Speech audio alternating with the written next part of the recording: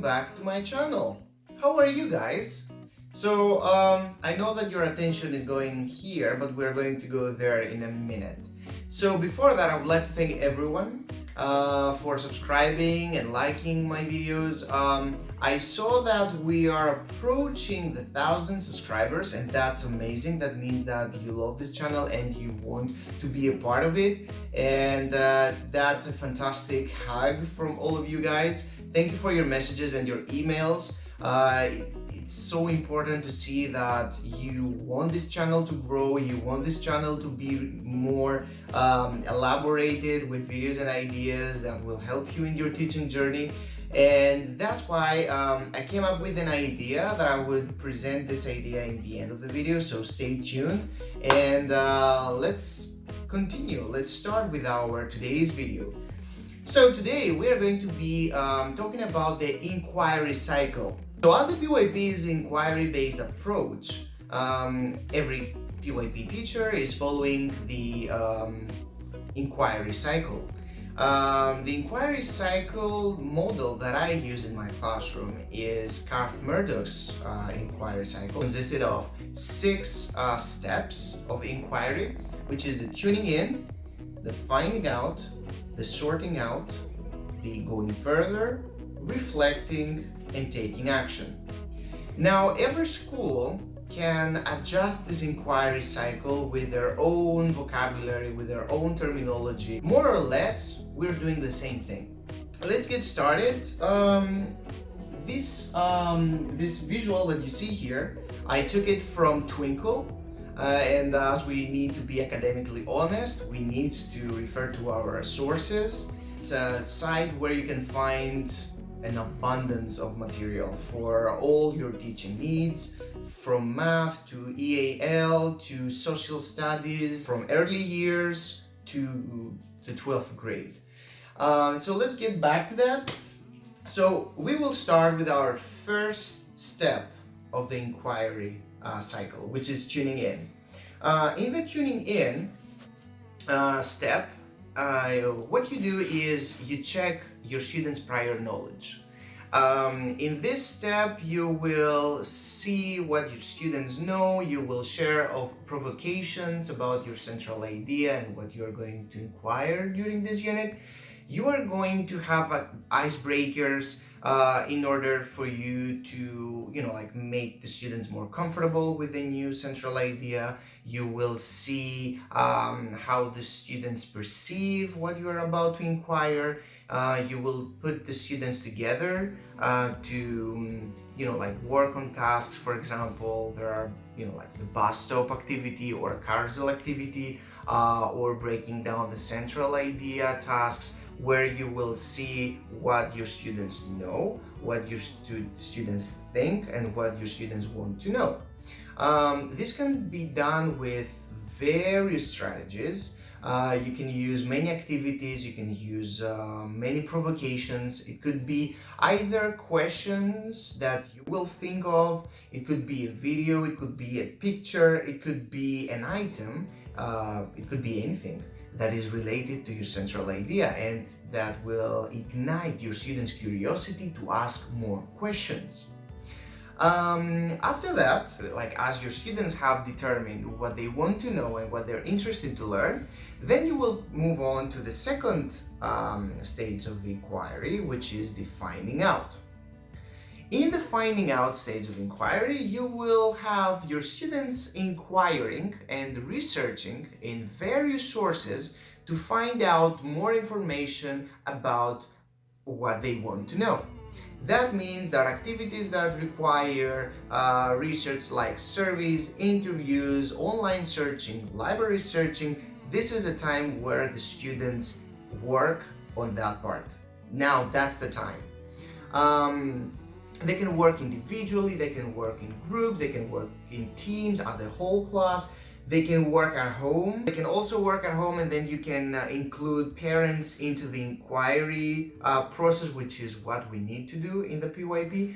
And students can collect this information and bring it to the classroom, and this will be the material where they will work on in the next stage of the inquiry, which is the sorting out. In the sorting out part, you will have students work on activities and sort projects that they have to create something with the information they found. It could be a poster, it could be maybe a mini play, it could be I don't know, like a construction or a subject integrated activity. Here you can insert activities related to math, related to art, related to music, related to another language, as long as it's connected to what you have been inquiring based on your central idea. Then it's time for the next stage of the inquiry, which is going further. The going further is a stage where the students have already searched and found and worked on the material and the information they needed to find in order to give answers to the questions they posed in the beginning of the unit. So now it's a time to see if they have new questions, to see if they want to learn more things about what they haven't thought of in the beginning of the process. And this is a time where you can go back to your inquiry cycle and go again back to the finding out stage, where they will research again, either with the same ways or maybe they can find other ways, excursions and field trips and all of that. Then the students can find out more and come in interaction with other people by visiting museums, by visiting radio stations, by visiting malls even, and they can have more experiences, more learning experiences in the making of their inquiry. And that's the most fascinating part, because there the students get even more interested than they were. They will get excited, they will get inspired to work on the following stages of the inquiry. Then after this we continue with the reflecting part, or here we have the making conclusions. So in the reflecting part, students can have a review of what they learned. They can have a discussion, brainstorm discussion, or activities that require, like something like a debate, like the fishbowl activity, where students sit down and discuss, and then whoever wants to add more input to the discussion can tap on the shoulder and then exchange places. There are many activities that you can use for these lovely, like meeting room discussions that we do in the classroom after we discuss about the project. And then it's the last part of the inquiry, which is the taking action. And in the taking action part, we include the summative assessment most of the times. I didn't mention that the formative assessments could be integrated in any stage of the inquiry. However, what I tend to do is that I try to separate the cycle into pairs. So for example, tuning in, finding out, then the first formative assessment goes there. Then sorting out, going further, the second formative assessment, and then for the fourth and fifth, I will do the third formative assessment, following the summative assessment in the taking action part. However, as you are free to have as many formative assessments as you can have, because we use formative assessments for learning. Don't forget that we use formative assessments of learning, but we also use formative assessment for learning. I tend to use them for learning because students have fun and they learn more, rather than like examining them with the formative assessments. In the PYP, the philosophy is not of the examining the students, more in understanding what they know and how they can become better. So it's better to use them as learning experiences to learn. That's my suggestion. This is what I do in the classroom. So in the taking action, let's go back to the taking action part. In the taking action part, students do something meaningful for their community. Either this is the school community or local community or even global community. How can this be? It depends on your central idea and the transdisciplinary theme your central idea is under. And examples could be making your own recycling park in the school or in your local neighborhood next to your school.